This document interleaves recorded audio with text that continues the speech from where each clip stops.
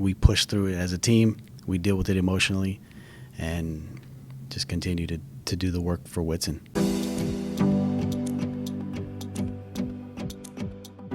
The officer down call is the last thing that we all want to hear on the radio when working patrol. And yet, for our department, we heard that when Deputy Dustin Whitson was shot in the course of doing his job.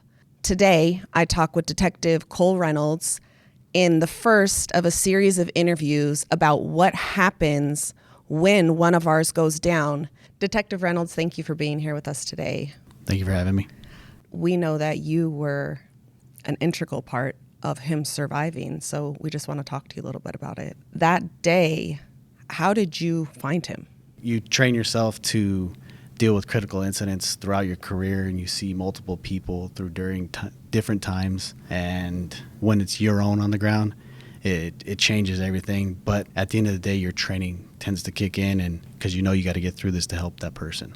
From the stories that I've heard about how everything went down, nobody knew because Whitson wasn't able to put it over the radio. So did you initially hear the civilian come on the radio? Did you hear that at all? Yes. What went through your head? Being in law enforcement, you know that you know your people's voices through the radio, and that wasn't one of ours.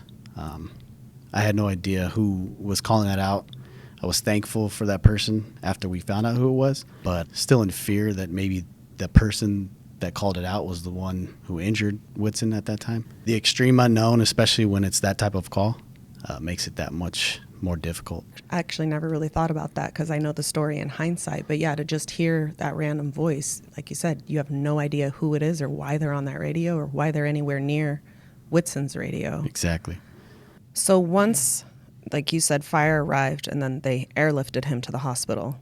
I know that you were one of the first people at the hospital.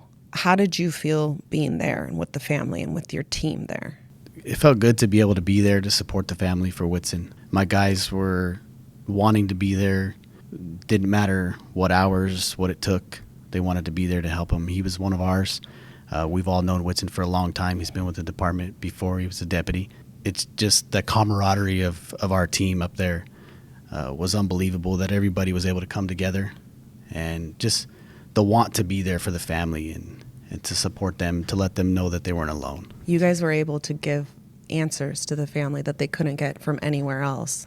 And I think they really appreciated that, his dad especially. You feel like you have no control of the incident, but after the fact, we have control to help the family and help them through this process as well as us.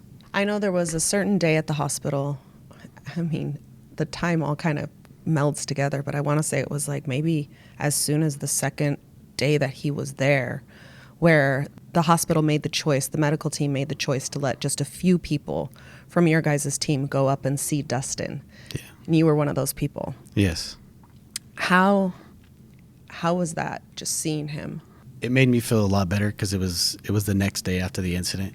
Being able to see him, knowing that he was recovering and being treated by the utmost care of Loma Linda, and just knowing that we did everything that we could that day to help him to get where he's at was unbelievable. It was amazing to be able to hold his hand. It helped everybody push that much further, knowing that he was being taken care of. And I know he was still in pretty bad shape when you guys got to see him. Yes. I don't think he was able to speak to you yet, right? No. But at least, like you said, just seeing him and knowing the stark contrast between how you found him. Yes. And then at least that he's being cared for and is recovering. Yeah. One of the things that struck me was the incident occurred on a Tuesday, yes, if I recall. And then on Friday, we were up at SEBA was up at the Hesperia station, and you guys were already back to work. Yes. Explain to me that kind of that determination or just that perseverance where you just have to keep doing your job. There's a point where you need to rest as well for your own well-being. But I spoke with my guys, and we were all on the same page that we need to get back to work to continue to push through this. Sometimes it helps to get back to work and do the normacy of your life, and that's what we do every day. We can't just stop and pause life because of this traumatic incident. We push through it as a team. We deal with it emotionally and just continue to to do the work for Whitson. Being up there in that station, I mean, you can see the camaraderie that you guys have. And then on top of just you guys coming together, there was food being brought in from the community and cards. And I mean, it seemed like it was just kind of nonstop. How does that make you feel, especially in times like now? Seeing letters and cards and stuff for Whitson and just generalized towards law enforcement is nice to see that the job that we do on a daily basis isn't going unrecognized. The sacrifices that we make to our families that Whitson made on a daily basis, we don't ever know. I think that helps as well to continue to push through and work, because you know that those people are out there and they need us and they continue to motivate us as well. Was there anything that, I didn't ask you that as we're talking you think is relevant to the topic or something that you want to say?